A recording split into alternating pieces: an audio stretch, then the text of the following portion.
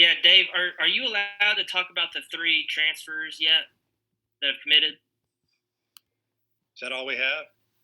Well, the three public ones, I guess. Okay, no, no, we haven't got all the stuff back. Or which ones do you have? I don't know who you're talking about. Give me some Well, names. well, we know Jared Wegner from Creighton. Are you able to talk about him? Yes. So, what kind of player are you expecting to get out of him, and kind of just tell us a little bit about what you think of him? Well, he's a very strong, athletic outfielder. He runs really well. I wouldn't say he's a base stealer. He has power. Um, should be, a seasoned player that's ready to step in and contribute right away. And then another one is Cody Frank. Are you able to talk about him? I don't think so. Okay, and then the other one is Tavian Josenberger. Are you able to talk about him? Not yet. Okay. I guess just kind of what are your thoughts on just what y'all have been able to do out of the portal so far? As you get into the off season. Well, I think we've done a pretty good job. I feel like that, for us, it's about what we think these players, are all about. Really, as a player, and we're trying to get good people that'll fit in with our culture and our locker room, and in some cases, it's maybe not the big splash, that big name out there, um, which that's fine if you get those guys, but we're trying to go after the guys that we feel that are going to help our lineup or help our pitchers as far, our pitching as far as depth or a role, whether it's a starter, reliever, closer. Um, but I feel real good where we're at. There's a few more things going on, and it's just the way it is in Division One baseball right now, and especially at the level we play at. You've got to do this if you're going to survive. The last thing I got before I'll turn it back over is, do you kind of have a set number in mind of guys you want to get out of the portal, or is it just kind of, see who you can get? Well, you don't want to go crazy on it. You don't want to disrupt everything, but at the same time, you're trying to strengthen your roster as best you can. Um, there's, I don't know, there's a fine line there, and you got the draft coming up. What a horrible time for the draft. The draft should have been last week. I've said this 10 times this year. It makes no sense at all. No one likes it except the owners. People think it's cool to have the draft during the All-Star game. Nobody cares. Have the draft last week. Let us get to work. Get our rosters right. Treat the kids right. Give the ones that are not going to be able to come in more time to find a place to play. It's a joke, but so we got to get through that, and then you got about 14 days after the draft to see who's going to sign. So now it's August 1st, and that's when the smoke will clear, and hopefully within a couple days after that, we'll have a final roster. Um, and there could be a lot of changes. Matt? Hey, Dave, by my count, you've got 10 junior college transfers coming in. Is there something in particular you like about the JUCO transfers, or is this just a matter of these are players who fit the types of needs that you have? A little bit of everything. Three of them are really athletic and really run. Put up good numbers, wanted to come here. Some are really, really good students.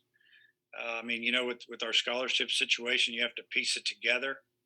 Um, it's just kind of worked. If you look at the transfers that we have coming in, first team All American, second team All American, these guys, they did some damage, and they did it over a period of time, and it just seemed to be a good fit for us this year. I don't know if Parker Rowland has signed his letter of intent, so I don't know if you can talk about him or not. But I know that you've committed him, and past that, what are your plans at catcher in terms of filling your roster spots at that position? Yeah, we've committed another catcher, but I can't give you any names yet. We're fine. You talked back in Omaha last month about evaluating Michael Turner, the video of him this time last year. Just kind of what have been your evaluations of catchers? What are the things you're looking for at that position?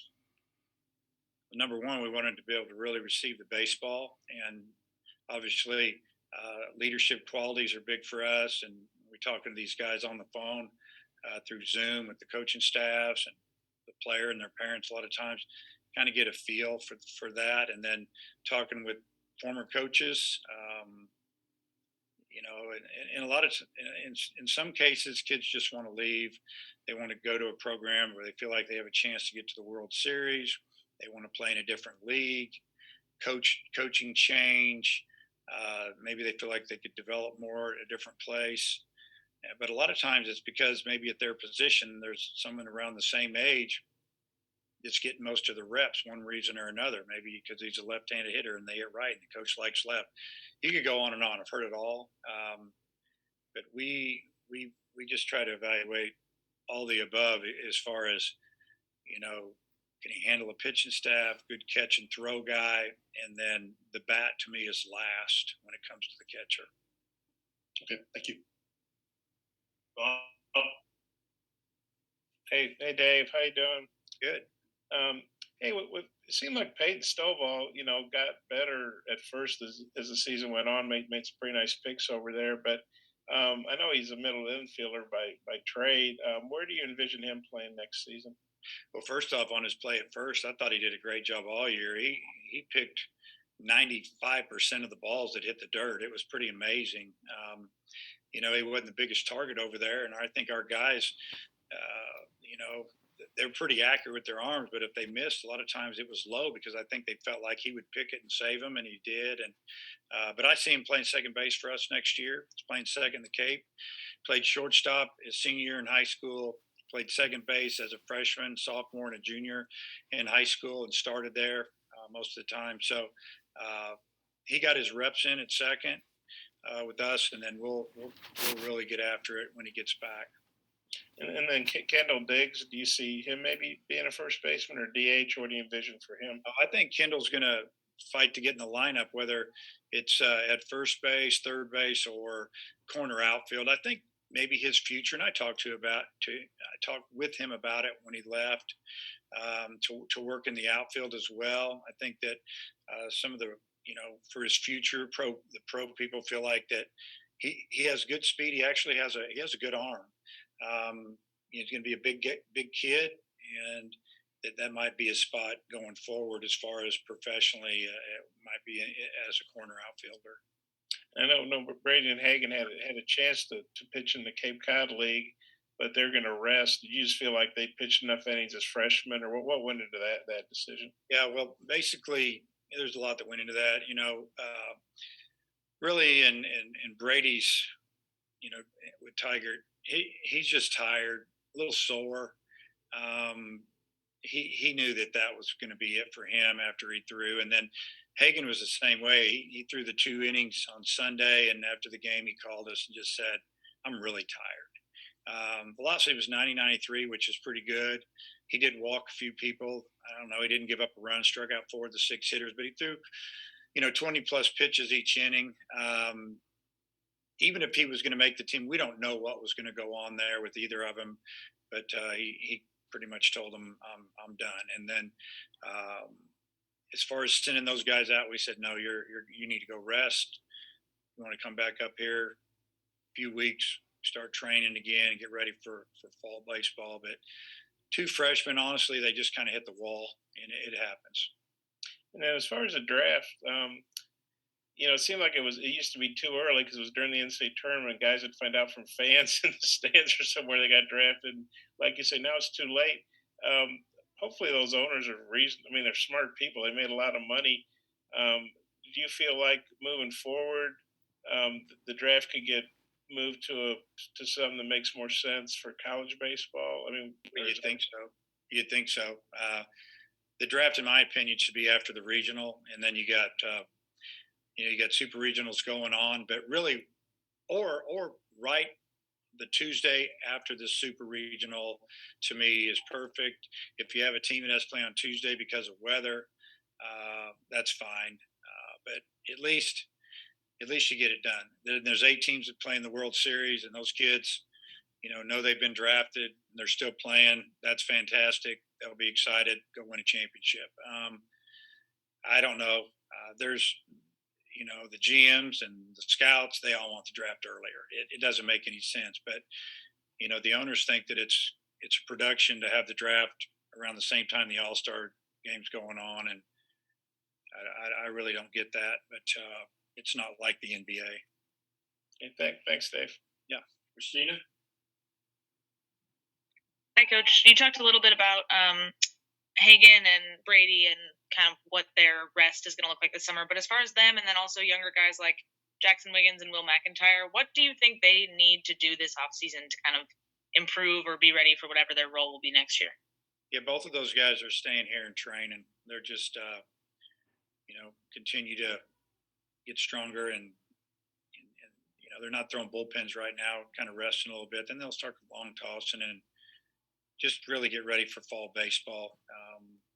We just feel like that in their case, I don't know for them to go out and pitch is going to, be what they really need to do. They just need to come in and have a good fall. And I think both of them will.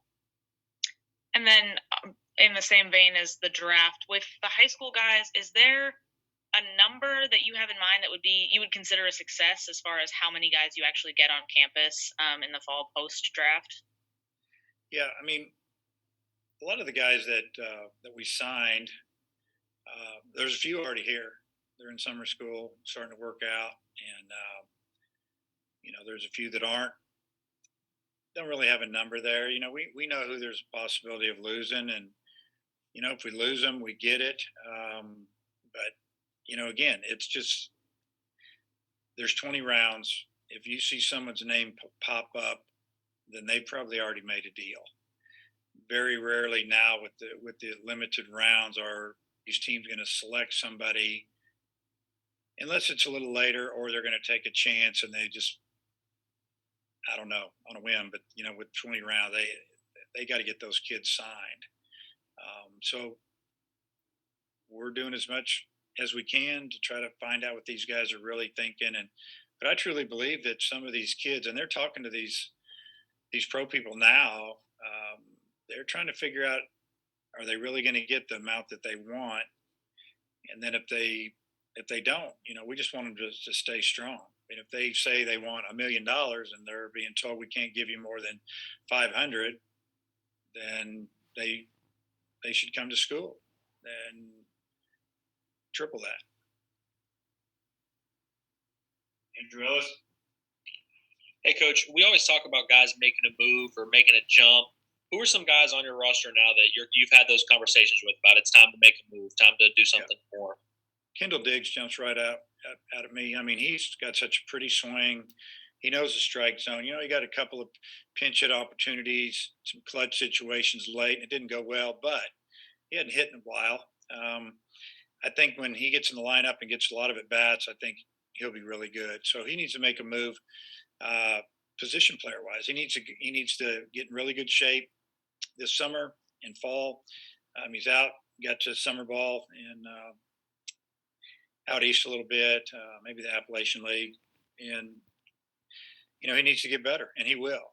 I told Jay Sporfin the same thing, and he sat the last couple of days up in the Cape because he had a little soreness in his knee, but I think he'll be back in the lineup. But this is a guy that we had him penciled in starting last year. It didn't happen. He got hurt, missed a month, came back, did real well, then didn't do well, and then we just kind of went with Gregory at the end because he was getting on base, and that's the way it was. We were winning. So there's probably a couple more in there, but on the pitching side, there's always room for improvement. And I think Austin Ledbetter jumps out at me a little bit. I thought he pitched well. Those last couple outings really good to see, and I know there's more. And obviously, you keep tabs on all your guys playing summer ball, but are there any that you're kind of looking a closer eye on to try to see how they do, or some that have jumped out to you so far this summer? I don't really feel like there's anybody out there that's, if he doesn't do well, we're not going to tell him to come back or suggest they don't come back. I think that kind of takes care of itself throughout what we just saw this season. And then, if it gets crazy here in the next 2 and 3 weeks with, guys not signing, maybe some of our guys coming back that people thought were going to sign, and maybe some transfers decide to come here, or whatever the case may be, then some conversations will take place. But until that happens, or it's pretty obvious there's not going to be great opportunity, we're not going to do anything yet. Don? Hey, Dave, I just didn't unmute. Sorry, I was rusty with the Zoom there. So Connor has publicly said that he's considered maybe coming back another year, and I think Robert Moore's left that door open. Could you speak to maybe those two? And is there anyone else who might surprise and have another year? On Connor, I think that he loves wearing this uniform. I just think that if things aren't just exactly what he wants, that there is an opportunity. Well, obviously, there is a chance he'll come back, and I've met with him about it. We'll see how it goes. I think he might be on vacation right now with his family for a few days, and they're thinking about some things and talking some things over. And but I don't think Connor's just going to go because somebody says, "Hey, we're going to give you a little bit of money and go play." It's going to have to be a situation where he feels really good about it. The organization's serious. If not, you could see him back, and obviously we'd love to have him back, but he's got to make that final decision. And then with Robert, I don't think the door's closed, but I do think that he'll be picked pretty good. And if he would have had a little better year offensively, I think it would have been a slam dunk. But he still had a lot of good days. He played incredible defense. I look back, on the stat sheet, it says he made 2 errors. One of them was late in the season, and I think it was a tough play that could have been scored a hit. And I think if we were at home, it would have been scored a hit. It was a backhand up the middle that kind of took a bad hop on him. And then the other was on a double play turn at A&M, where our first baseman tried to really stretch and get the ball. He just didn't catch it. It was a good throw. And so, honestly, I think he fielded 1,000, which is almost unheard of. That's the way I see it. So pro people see that, and I would be surprised if Robert came back. Okay, and then of the people who left, I mean, Zach Gregory's and the Dylan Leach's, were any of those surprises or disappointing or anything like that? None of them were surprises, and I would have to say I wasn't disappointed at all, because I understand what's going. They understand. We understand what's going on now with the portal and opportunity to play. And these are guys that have been in the program a couple of years and hadn't played much. And you as a coach, and maybe even them evaluating themselves, it was a big risk for them to come back and play. So it really, in most cases, and probably all cases actually, it's probably for the best, because for those guys, for them, for us and depth and all of that, it's great. But then again, me as a head coach looking down the bench when they're not in the lineup, it gets difficult the older they get. If I don't know at the end of a season that, there's an 80% chance that guy's going to be an everyday starter in the field, or that pitcher's going to have a big time role. And in some cases, they want to be starters, and they're having trouble getting on the field as a middle guy or a reliever. And they're saying, I really want to start. I'm getting 21 years old. Then it's probably best for them to go somewhere where they might feel like they'll have that opportunity. You always talk about the roster management every year, and I'm wondering, with recent developments with the portal and stuff, is it more tricky, chaotic, hectic than it's ever been this particular year? All of the above. It's ridiculous, honestly. And what kicks it over the top is that draft. And I've already said enough about that, because at least if we're sitting here talking today, it would be nice to know where everybody was drafted, and we'd have a lot better handle on where we're at. Because of COVID, most rosters across the country have been bigger than ever the last couple of years. We're trying to cut our numbers down. It's really hard. Maybe we're another year away. That's the way I feel about it. But our numbers, they're going to be down a little bit. I'd like them to be down a little bit more.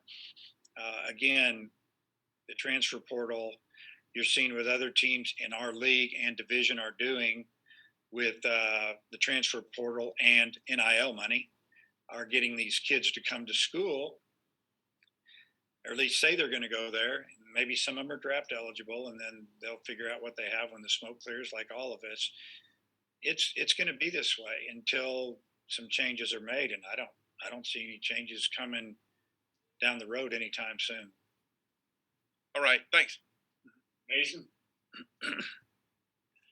Yeah, coach, a lot of these guys you have coming in through JUCO guys in the transfer portal and even the freshmen, a lot of them are listed as infielders. I'm just curious, are you planning on moving, a good bit of those guys to the outfield, because it seems like you guys are a little short there right now? I have a list over here to the left of me because I'm going to look at it. So a couple of those JUCO guys that you probably have listed as infielders are outfielders as well. And a couple of them actually played in the outfield more than they played in the infield. I've got us for right now about 6 guys that are straight up outfielders, and maybe one of those will sign professional. And then there's also another infielder or 2 that they can go to the outfield. And then, I already mentioned that Kendall Diggs can play in the outfield. We're fine there. Ty. Hey, Coach, kind of back to Tom's question. Eric Musselman always talks about how when they're going through the process of, hey, is a guy going to get drafted, where he just wants to give them as much information as possible. And you speaking to Robert and speaking to Connor, what does that look like from your talks with those guys about, hey, this is what we've heard from this guy or this guy? What does that look like from that conversation? Well, the guys that are already in the program and they've been here 3 years or whatever, example, nobody's brought up Caden Wallace. He's only a sophomore, but he's draft eligible. But he's going to be picked in the first 2 rounds, in my opinion. There's not much conversation there. Figure out if that's what you want to sign for and sign.